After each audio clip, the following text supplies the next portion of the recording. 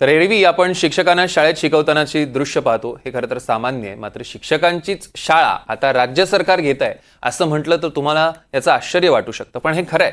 शिक्षकांची शाळा सध्या राज्यातल्या प्रत्येक जिल्ह्यात घेतली जाते, कारण येत्या 1 एप्रिलपासून राज्य सरकारनं आपलं शैक्षणिक धोरण बदलण्याचा निर्णय घेतलाय. त्याकरता शिक्षकांना पुणे जिल्हा शिक्षण प्रशिक्षण संस्था तसंच समग्र शिक्षण विभागात मार्फत आंबेगाव तालुक्यातील मंचर येथे एका विशेष प्रशिक्षण वर्गाद्वारे प्रशिक्षित केलं जातं.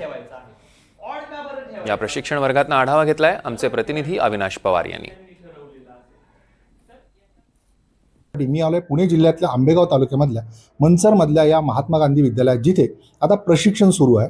इथे शिक्षक प्रशिक्षण घेत आहेत आणि ते आपल्या शाळांमध्ये जाऊन कशा पद्धतीने क्षमता वृद्धी करतायत याकडे पाहणं देखील गरजेचं असणार आहे. एकूणच याचा परिणाम हा संपूर्ण शिक्षण व्यवस्थेवर कसा होतोय यासाठीची माहिती घेण्यासाठी मी आता शिक्षण विषयामधले जे तज्ज्ञ आहेत त्यांच्याशी बातचीत करून जाणून घेणार आहे की एकूणच ह्या शैक्षणिक धोरणाचा बदल हा कसा असणार आहे, हे शैक्षणिक धोरण मुळातच म्हणजे कसं बदलणार आहे किंवा त्याची काही माहिती आपल्यापर्यंत.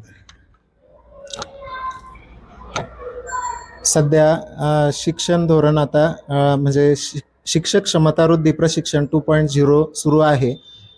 शिक्षक क्षमतावृद्धी प्रशिक्षण 1.0 हा पहिला टप्पा गेल्या वर्षी पूर्ण झालेला आहे आणि ह्या 2.0 प्रशिक्षणामध्ये नवीन शैक्षणिक धोरण, त्याचबरोबर क्षमता आधारित अध्ययन अध्यापन प्रक्रिया याबाबत मार्गदर्शन हे होणार आहे. अशा पद्धतीने पाहतोय की हा जो बदल आहे तो कसा आहे हे आपण जाणून घेतोय की मुळातच आता आम्ही पाहतोय की हे जे प्रशिक्षण चाललंय याच्यामध्ये काय अंतर्भूत केलेलं आहे आणि शिक्षकांना आपण कशा पद्धतीने यासाठी सक्षम करतोय. मुळात काय आहे की जे आत्ताची मुलं आहेत ती 21व्या शतकात वावरणार आहेत. 21व्या शतकात वेगवेगळे आव्हानं त्यांच्या पुढं असणार आहेत आणि मग ह्या आव्हानांना सामोरं जाण्यासाठी म्हणून शिक्षण व्यवस्था त्या दिशेने तयार असली पाहिजे. म्हणूनच याच्यात जे आहे गुणवत्ता मूल्यांकन आराखडा शाळांसंदर्भातला आणलेला आहे की जर विद्यार्थ्यांना त्या दिशेने आपल्याला तयार करायचं असेल तर शाळासुद्धा त्या क्षमतेच्या असल्या पाहिजेत